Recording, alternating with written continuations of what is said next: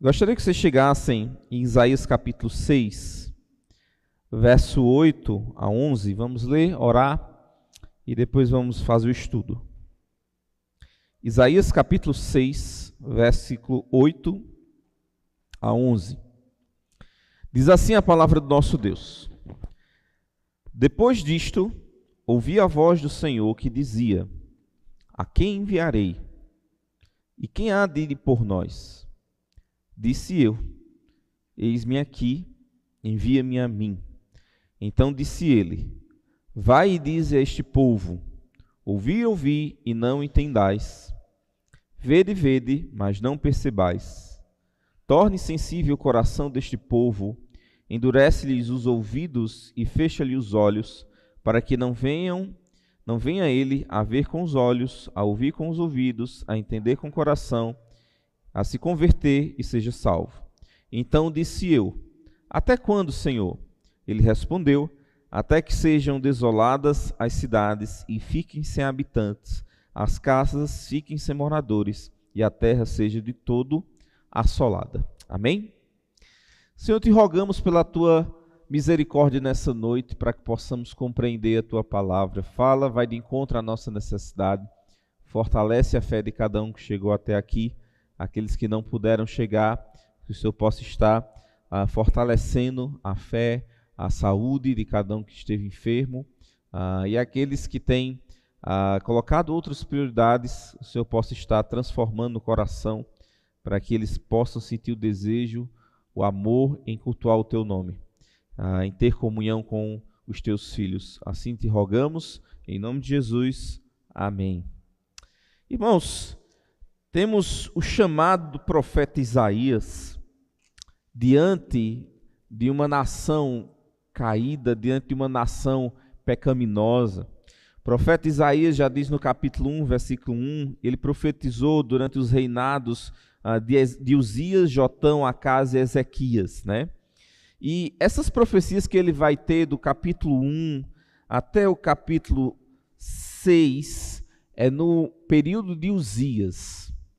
Uzias, como viram ontem, foi um grande rei de Israel. Em 2 Crônicas 26 fala que ele foi um bom rei. E Jotão andou nos seus caminhos também, seu filho. Embora Uzias tenha sido um bom rei, a nação de Israel era uma nação que estava camuflada pelo bom reinado de Uzias. E diante dessa imagem que Israel tinha, por dentro ela estava podre. Era como se fosse um sepulcro caiado. Era uma nação abençoada por Deus por causa de Uzias, mas o povo em si estava corrompido, o povo em si estava se afastando do Senhor, desprezando o Senhor, né? E Isaías vai ser comissionado por Deus para ir para essa nação e trazer uma mensagem para ela, uma mensagem de exortação para que o povo pudesse se arrepender, embora o povo não fosse se arrepender. A mensagem que os profetas traziam de expor o erro da nação era uma mensagem de esperança, pois à medida que nós enxergamos o erro, nós podemos nos arrepender e receber a bênção do Senhor, ou, vamos dizer assim, não receber o castigo do Senhor. A nação de Israel era uma nação escolhida, é uma nação escolhida por Deus. A nação de Israel é uma nação que Deus tem propósitos e planos, que nós deveríamos estar em oração. Algumas bandeiras estão aqui, né? O irmão Marcos falou, está faltando algumas bandeiras, uma delas é a de Israel. Então a gente vai ver se imprime e coloca aí também. Então, Israel vai ser chamado diante de uma situação. Alguns pontos de Israel, algumas características da nação de Israel são sintomas do afastamento espiritual da nação de Deus. E aí eu gostaria que vocês chegassem até o capítulo 5, aquilo que precede o chamado de Isaías, para a gente perceber como era na época de Isaías a nação de Israel e como é o mundo hoje, a qual nós somos chamados a ir para esse mundo também. Cheguem até o capítulo 5. É a parábola da vinha. Falamos aqui muito sobre parábolas do Novo Testamento, não tratamos nenhuma parábola de Israel. sobre Israel especificamente, principalmente sobre a parte profética de Israel, mas aqui nós temos uma parábola do Antigo Testamento. E diz assim Israel, capítulo 5, versículo 1. Agora cantarei ao meu amado, é um cântico, o cântico do meu amado a respeito de sua vinha. O meu amado teve uma vinha num outeiro fertilíssimo. Sachou-a, limpou-a de pedras e a plantou de vides escolhidas. Edificou no meio dela uma torre e também abriu um lagar. Olha só, ele está dizendo tudo que se poderia ter para que uma vide frutificasse com boas uvas foi feito.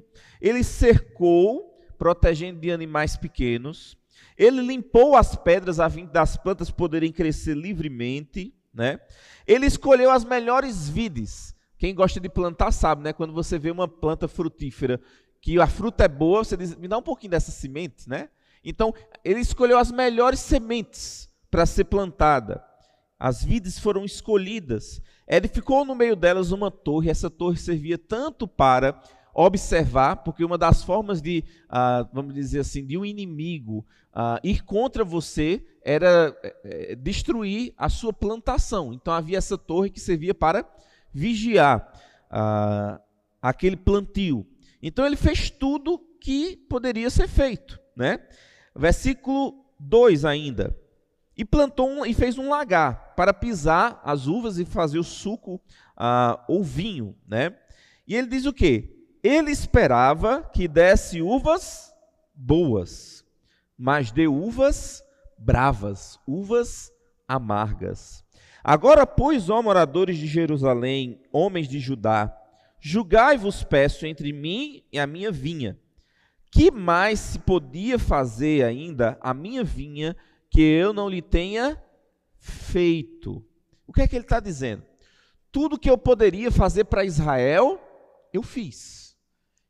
Tudo que eu poderia fazer para eles ser um povo, e eles vão ser esse povo ainda, porque a nação de Israel, as profecias falam que a nação vai se arrepender, que todo Israel será salvo, eles vão crer em Jesus Cristo, aqueles que transpassaram, em Zacarias fala isso, né? Mas hoje Israel, a maior parte de Israel está em rebelião contra Deus. Por quê? Porque não receberam a Jesus Cristo como seu Salvador. Mas um dia, a Bíblia diz que isso vai acontecer. E aí ele diz o quê? É quando 10 gentios pegarão na veste de um judeu para conhecer o Deus de Israel. Profecia de Zacarias. Então, aqui ele está dizendo, que mais se poderia fazer a minha vinha que eu não tenha feito? E como esperando eu que desse uvas boas, veio a produzir uvas bravas. Agora, pois, vos farei saber o que pretendo fazer a minha vinha. O que é que ele ia fazer com a nação de Israel? Vejam aí no versículo 5. Tirarei a sua sebe, tirarei a proteção que eu fiz, para que a vinha sirva de pasto, derribarei o seu muro para que seja pisada, torná-la-ei em deserto, não será podada, nem sachada, mas crescerão nelas espinheiros, abrolhos, as nuvens darei ordem que não derramem chuva sobre ela, porque a vinha do Senhor dos Exércitos é o quê? A casa de Israel. E os homens de Judá são a planta dileta do Senhor, ou seja, a vida escolhida era a tribo de Judá, a qual viria o descendente, a semente, né? E ele continua dizendo que este desejou que exercessem juízo, e eis quebrantamento da lei, justiça, e eis clamou. Ele tinha uma expectativa para Israel, e essa expectativa não foi cumprida. Ele esperava que fosse uma nação justa, mas era uma nação ímpia. E aí a gente vai ver algumas características dessa nação que ele vai descrever agora. E ele vai trazer uma palavra que vai se repetir, chamado ai. Esse ai aí quer dizer condenar ao juízo. Observem no versículo 8. Ai dos que juntam. Quais são as características de Israel naquela época que precedia a exortação de Isaías, de Jeremias e o cativeiro babilônico? Ai dos que juntam casa a casa, reúnem campo a campo, até que não haja mais lugar e ficam como únicos moradores no meio da terra. O que é isso? Que característica é essa que nós estamos vendo aí, irmãos? Cobiça, materialismo, pessoas que queriam sempre mais e mais. Essa era uma característica do juízo de Deus. Segunda característica, versículo 11. Ai dos que levantam pela manhã e seguem a bebedice e continuam até alta noite, até que os vinhos esquente. Liras e harpas, tamboris e flautas e vinho há nos seus banquetes. Porém, não consideram os feitos do Senhor, nem olham para as suas obras de suas mãos. O que ele está falando aí? Um povo que amava se embriagar. Um povo que não considerava os feitos de Deus. É um povo que não olhava para os feitos do Senhor, mas que... e é interessante, né? Porque muitas vezes, até em festas, isso acontece muito em show secular, muitas vezes eu encontrava pessoas na rua, terminou a festa de manhã, já ia esquentando o seu corpo com bebida alcoólica, né? E viviam a beber. Então isso era uma característica de Israel, causa de juízo de Deus, né? Versículo 18. Ai dos que puxam para si iniquidade com cordas de injustiça e o pecado como com tirantes de carro. E dizem, apressa-te, Deus, leve a cabo a sua obra para que o vejamos, né? Aproxime-se e manifeste o conselho do Santo de Israel para que conheçamos. O que é que ele está fazendo aqui? Percebam que essas pessoas aqui agora, elas eram indiferentes ao pecado. Eles eram cheios de injustiça, cheios de pecado. E esses pecados eram tão grandes que é como se eles tivessem que carregar numa carroça com tirantes de carro, né? E ainda zombava de Deus. Vem, Deus, te apresenta para nós que nós não te conhecemos. Como se zombasse de Deus, zombasse ou desafiasse Deus. Quantas vezes nós não vemos nesse mundo corrompido pessoas que zombam de Deus? Olha os crentes lá, os alienados, né? Cadê esse Deus? Que Deus é esse que deixa fazer isso? Mostra Deus, né? Pessoas que dizem, eu prefiro estar no inferno com os meus amigos, né? Zombam do juízo de Deus. Então notem que existem características que são muito parecidas do nosso mundo, da nossa sociedade hoje, para Israel naquele período que viria o juízo sobre eles, que Isaías foi chamado a profetizar sobre eles. Versículo 20. Ai dos que ao mal chamam bem, e ao bem mal, que fazem da escuridade luz e da luz escuridade, põe o amargo por doce e o doce por amargo. O que é que ele está dizendo aí? Pessoas que invertem os valores, pessoas que as características que deveriam ser santas, as características que deveriam ser honradas, hoje são o quê? Zombadas. E aquilo que era motivo de vergonha antigamente, agora é motivo de quê? De glória. Há uma inversão nos valores. Antigamente, as pessoas mais velhas tinham um grande respeito dos seus filhos, né? Hoje em dia, os filhos têm os mais velhos por motivo de vergonha e não de respeito. É uma inversão grandiosa de valor. Antigamente se tinha muito receio sobre falar sobre divórcio e tudo mais, vergonha até.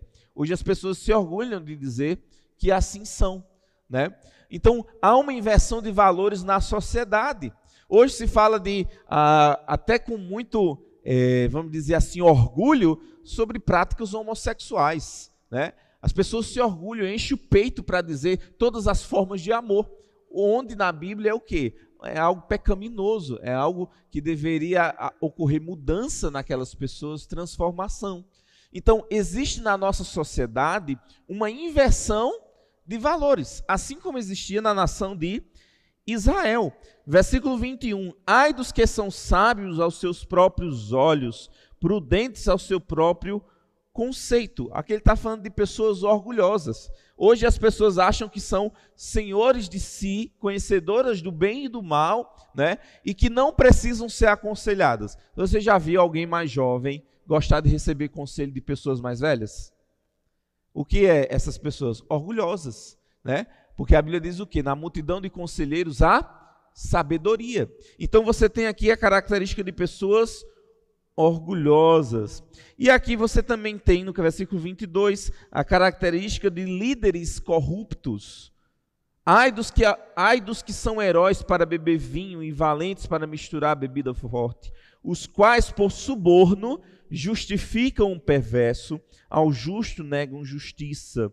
Pelo que com a língua de fogo consome o rostolho, e a erva seca e desfaz pela chama, assim a sua raiz como podridão, e a sua flor se desvanece como pó, porquanto rejeitaram a lei do Senhor dos Exércitos, desprezaram a palavra do Santo de Israel. Essa última característica fala sobre corrupção. Pessoas que negam justiça e pessoas que mudam sentenças por causa de suborno.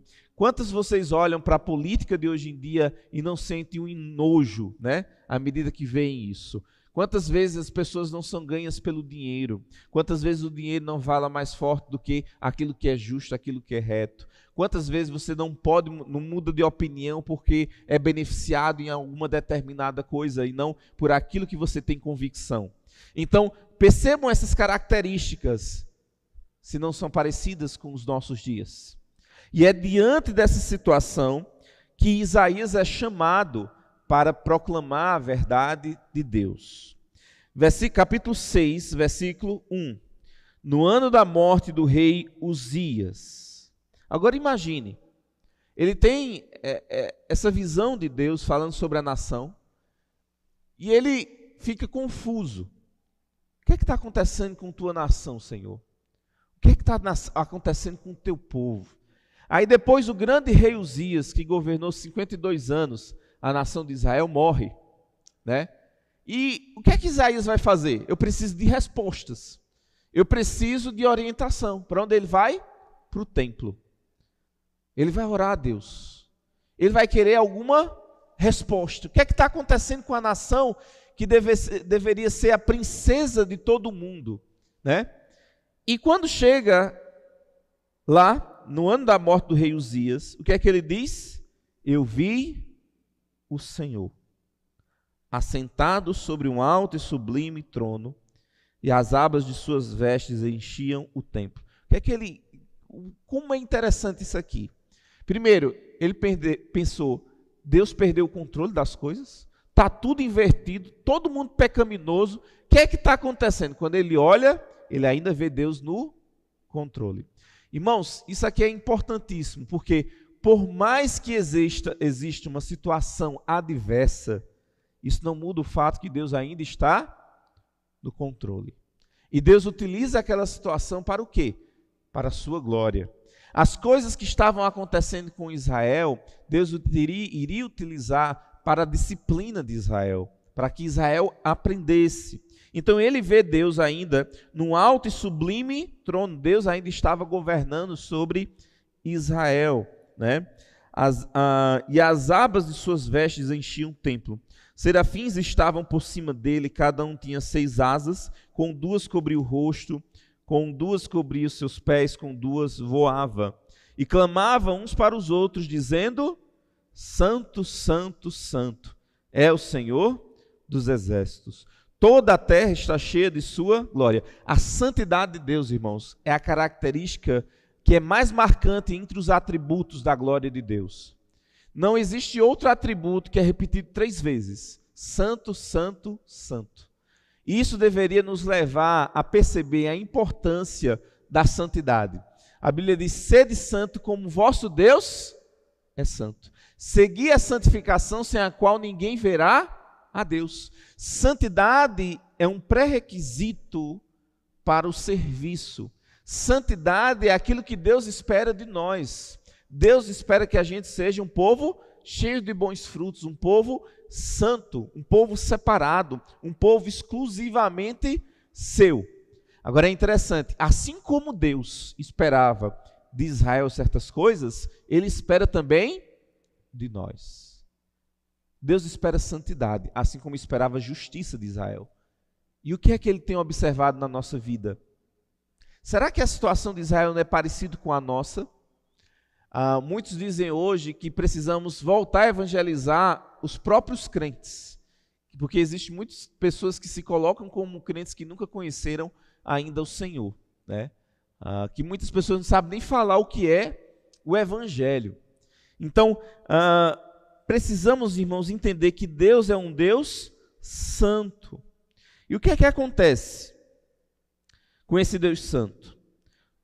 Versículo 4: as bases do limiar se moveram à voz do que clamava, e a casa encheu-se de fumaça. Então disse eu: ai de mim, estou perdido, porque sou um homem de lábios impuros, e habito no meio de um povo de impuros lábios, e os meus olhos viram o Rei, o Senhor dos exércitos.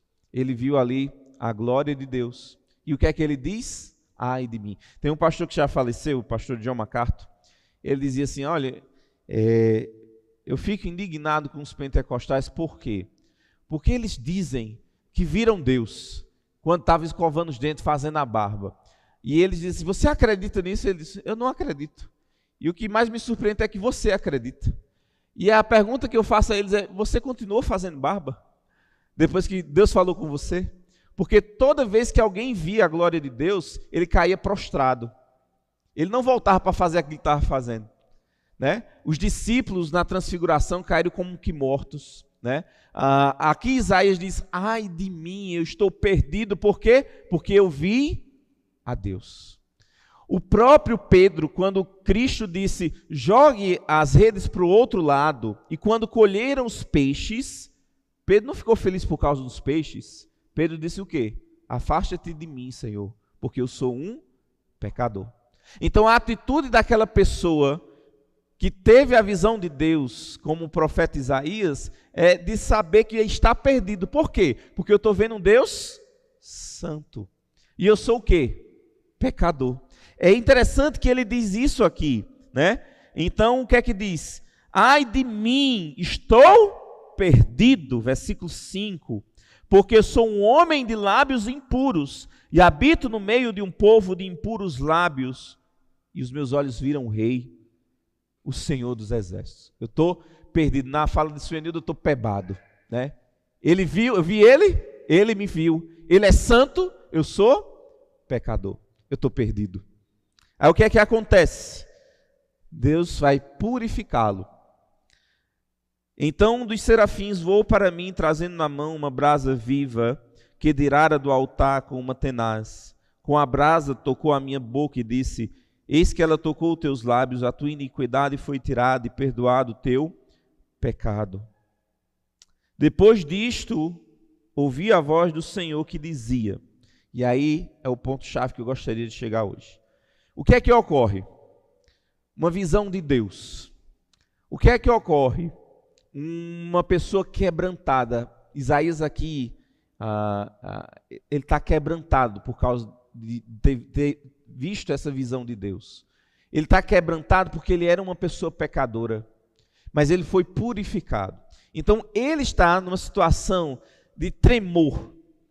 Não é aquele que diz assim: epa, eis-me aqui, eu vou. Não, ele está talvez com as pernas tremendo, né, por tudo aquilo, e talvez ele diga assim: Senhor, eu vou. Tá certo, eu vou. É mais ou menos esse sentido. Uma vez alguém chegou e disse assim: pastor, eu queria ser missionário, falando com Paul Washer, na China. Aí ele perguntou: por que você quer ir para a China? Ah, porque eu amo os chineses. Aí ele disse: você já conviveu com um chinês? Para você dizer que ama o chinês? Irmãos, o conhecimento de uma pessoa envolve ter um relacionamento com essa pessoa. Envolve passar tempo junto. E quando passa junto o tempo, a gente percebe o quê? Os pecados. E o amor, ele deve ser incondicional ao ponto de amar apesar de quem a pessoa é. É assim também que funciona na igreja, né?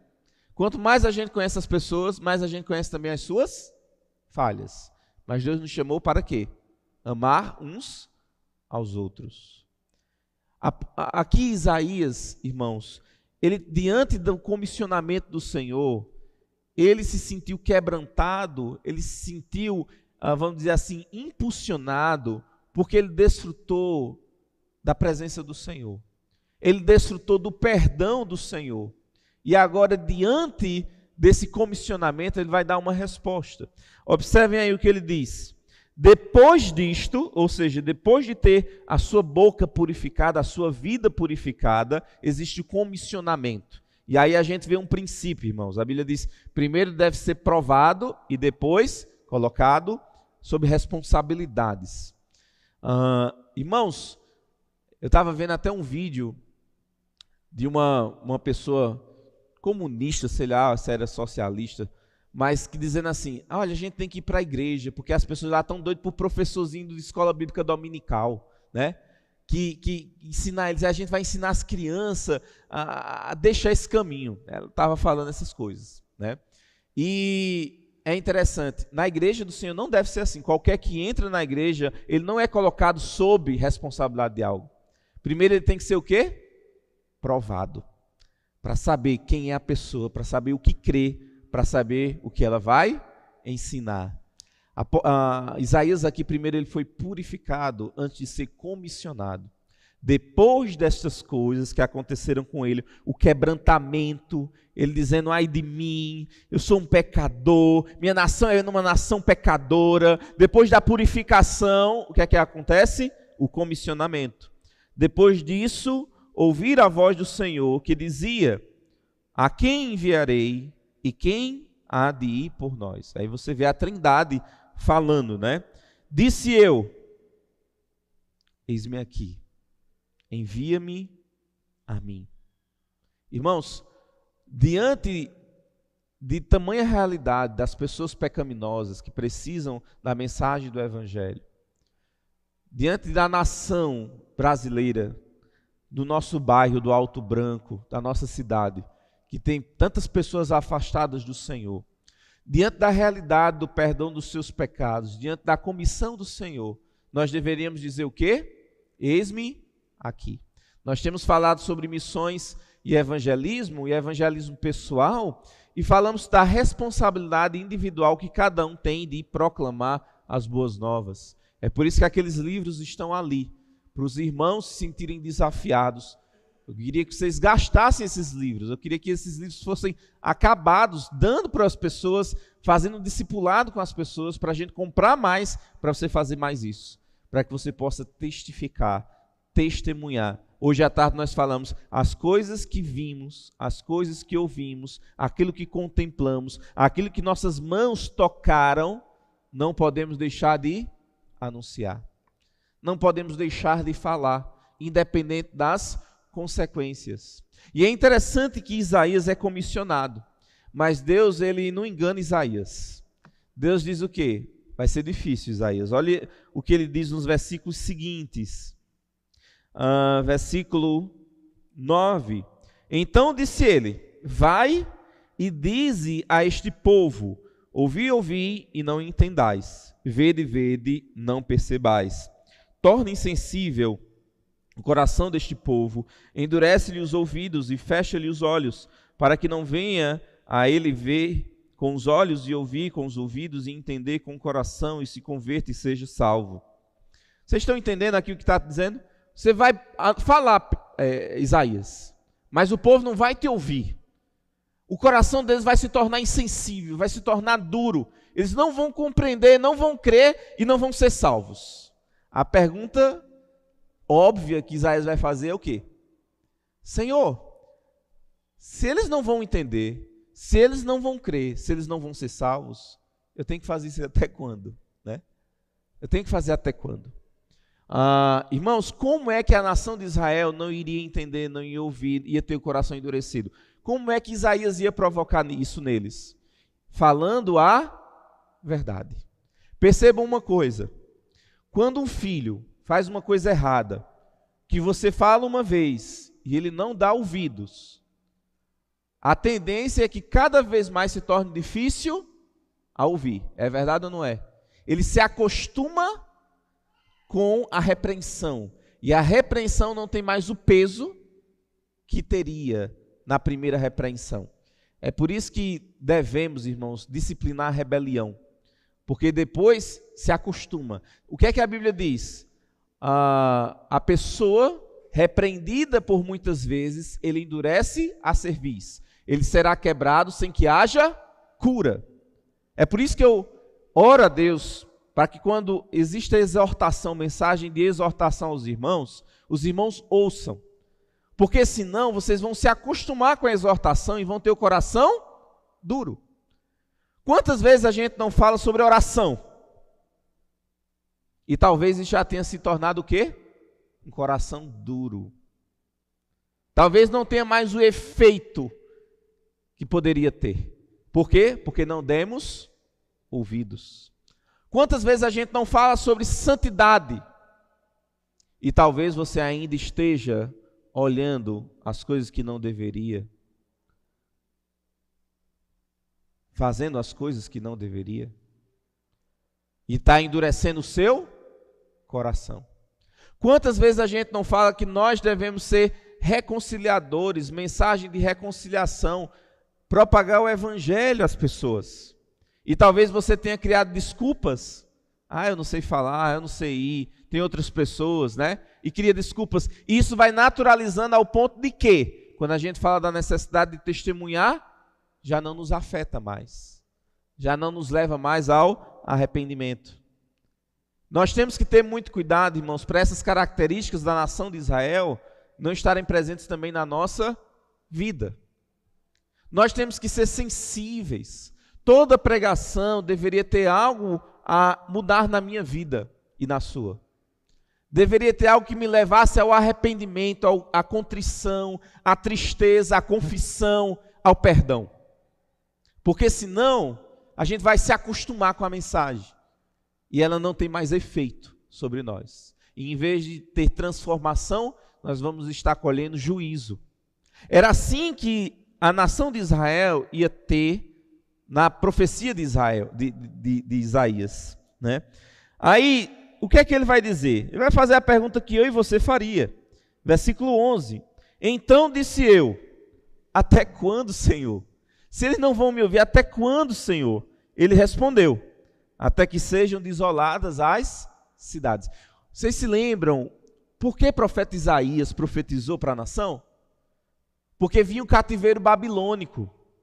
E era o juízo de Deus por ter uma nação corrompida. E ele está dizendo, enquanto as pessoas, tiver pessoas para ouvir, para se arrepender, fale. Até que não haja o que mais? Casas, versículo 11. Até que sejam desoladas as cidades, fiquem sem habitantes, as casas fiquem sem moradores, a terra seja de toda assolada, e o Senhor afaste dela os homens, e no meio da terra seja grande o desamparo. Até quando? Enquanto tiver pessoas para falar. Às vezes a gente se pergunta, Senhor, até quando fazer uma campanha evangelística? Nas minhas férias, nesse mês, eu vou falar de Cristo. Só nesse mês? Só nessa semana? É até que, enquanto tiver pessoas para ouvir, nós devemos o quê? Falar. A Bíblia diz, ide por todo mundo e pregar o evangelho a toda criatura. Sempre que uma pessoa tiver disposta a ouvir, você deve falar. Hoje a gente viu o limite de propagar o evangelho, e o limite é um. O limite é o soberbo, o zombador. A Bíblia diz, depois de uma ou duas repreensões, deixa-o. Eu não quero nada do evangelho, deixa de ser besta. Esse aí você pode deixar. Depois de uma ou duas, a Bíblia diz, deixa-o. Mas aquela pessoa que lhe ouve, que não entregou sua vida a Cristo, continue, insista com ela. Para quê? Para que um dia ela possa ter os olhos desvendados e assim crer no Senhor Jesus Cristo. Uma coisa que Deus garante para Isaías é, as pessoas não vão lhe ouvir, mas, versículo 13, mas se ainda ficar a 10ª parte dela, ou toco, tornará a ser destruída, como derebinto e como carvalho, dos quais, depois de derribada, ainda fica o toco. Assim a santa semente é o seu toco. O que é que ele está dizendo? As pessoas não vão ouvir, mas vão ter uns poucos, o toco, ou a 10ª parte, que vai escutar. A gente, por exemplo, falou do evangelho Catolé de Zé Ferreira. para muitas pessoas, talvez para todo o bairro, né? Tivemos ali o quê? A semente. Tivemos conversões. O restante não quis saber do evangelho. Então, louvado Deus seja por aquelas conversões, né? E assim continua. Nós deveríamos propagar o evangelho porque ainda existem pessoas para crer. Sabemos quem são? Não sabemos. E é por isso que devemos pregar a toda criatura. Por que essa mensagem de Isaías é tão importante, irmãos? E aí eu vou chegar com os irmãos em Lamentações de Jeremias. A gente trabalhou essa meditação aqui com os irmãos. Lamentações de Jeremias, capítulo 2. Isaías precede o cativeiro. Jeremias já está nas portas do cativeiro e no cativeiro babilônico. E ele escreve as lamentações através de cânticos. Chegando em Lamentações, capítulo 2, ele diz o seguinte, versículo 13. Observe a fala de Jeremias acerca da nação de Israel. Que poderei dizer-te? A quem te compararei, ó filho de Jerusalém? A quem te assemelharei para consolar a ti, ó virgem filha de Sião? Porque grande como o mar é a tua calamidade, quem te acudirá? Ele está dizendo, eu procuro um exemplo próximo da calamidade de Israel e não encontro para consolar Israel. Aí ele continua, e aí eu gostaria de enfatizar o versículo 14. Os teus profetas te anunciam visões falsas e absurdas e não manifestam a tua maldade. Hoje no Brasil, nós temos inúmeros pregadores que falam sobre o quê? Receba Jesus Cristo para você ser bem sucedido na vida financeira. Receba Jesus Cristo para ele resolver todos os seus problemas. Mas a mensagem do Evangelho, primeiro, é uma mensagem de quê? Condenação.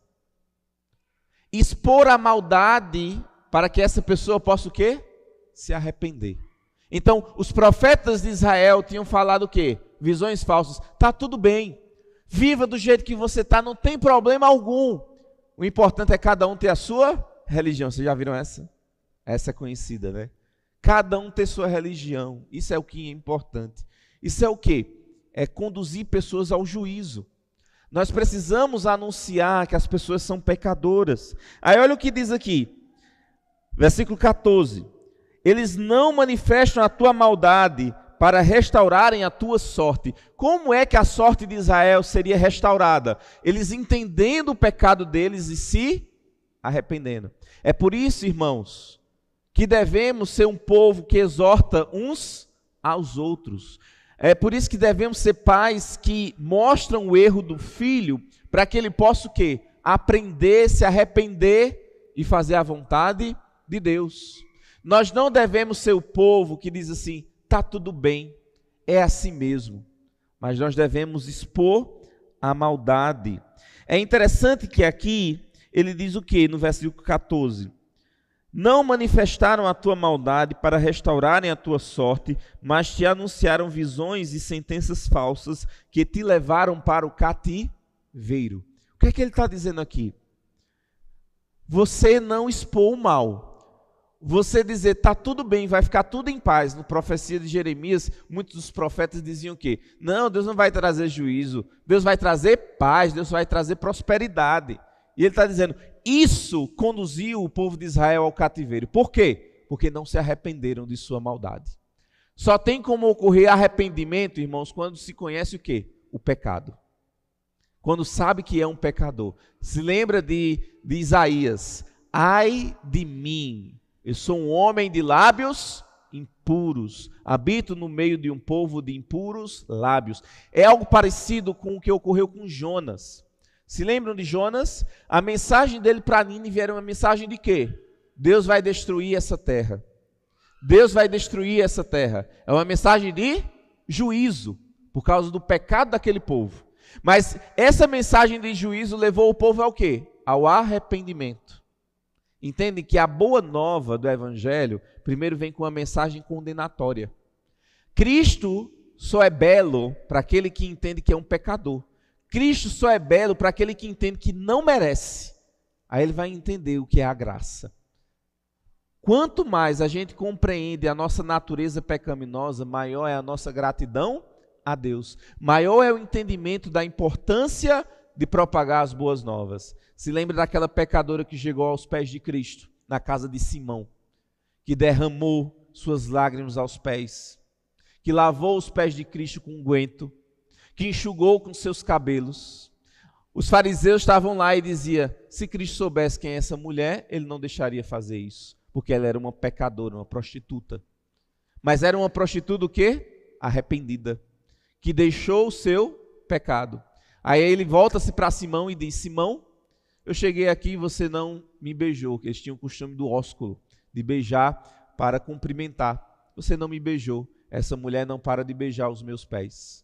Você não me ofereceu água para lavar os meus pés, mas essa mulher lavou com suas lágrimas e enxugou com seus cabelos. Aí ele encerra dizendo, quem muito ama é quem muito é perdoado.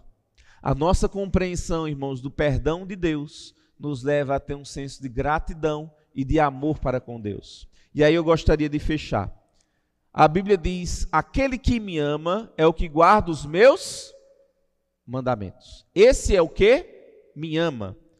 Como é que demonstra amor a Deus? Obedecendo. Se eis um chamado, a quem enviarei? Jesus Cristo diz, os campos estão brancos. Rogai ao pai ao dono da seara que mande ceifeiros para a sua obra. Os campos estão brancos. Ele se pergunta, quem há de ir por nós? Será que você é aquele que desfrutou da purificação, da santificação do Senhor que Ele oferece? E da oportunidade de serviço e diz, Senhor, eu estou à disposição. Eis-me aqui. Ou você é aquele que diz, eu estou muito ocupado. Senhor, eu não tenho tempo. Senhor, eu não sei falar. Senhor, eu não sei testificar. Senhor, eu não sei testemunhar. Será que Deus pediria algo de nós que nós não poderíamos fazer? Não. Ele pede porque Ele sabe que nós podemos fazer. Falar de Cristo para outras pessoas. É interessante que Israel era a cidade que chamava perfeição da formosura. Mas por falta de juízo, por falta de mensagem que expunha o pecado de Israel, eles foram para uma terra deserta. Eles se tornaram uma terra deserta, abandonada por causa disso. É interessante falar disso porque você pode ter a sociedade mais bonita que for, com a maior modernidade nos hospitais, você pode ter o maior avanço tecnológico nos transportes, você pode ter a maior economia, mas se eles não têm o Senhor, eles são podres por dentro. Embora superficialmente pareça um povo desenvolvido, é o povo mais arcaico que há, porque não desfruta da graça de Deus. Assim estava a nação de Israel no período de Uzias. Irmãos, assim está esse mundo corrompido que precisa da mensagem do Evangelho. E que você possa se lembrar, ressoar na sua mente e no seu coração. É o gato e o cachorro brigando ali. Ressoar na sua mente e no seu coração. Existe um chamado, a quem enviarei? Você que está aqui nessa noite vai dizer, Senhor, eu estou à disposição. Eis-me aqui, envia-me a mim. Se não, se arrependa. Vamos orar. Depois eu vou pedir que o grupo louvor venha louvar o nosso Deus. Graças te damos, Senhor, pela tua bondade. Graças te damos pela tua graça de nos chamar, de nos conduzir, de nos dar a oportunidade de proclamarmos as boas novas. Que possamos perceber a urgência, a importância dessa mensagem àqueles que estão perdidos, como um povo sem um pastor para cuidar delas. Que possamos perceber como é urgente e nos colocarmos à disposição para participarmos dessa tão grandiosa obra, tão importante obra. Abençoa a vida de cada um e desperta um desejo, um espírito missionário na vida de cada um. Assim te oramos, em nome de Jesus. Amém. Vamos louvar o nosso Deus, Rei das Nações, como o Marcos coloca. Eu vou pedir que o povo venha até aqui. Vamos ficar de pé, vamos encerrar louvando ao Senhor.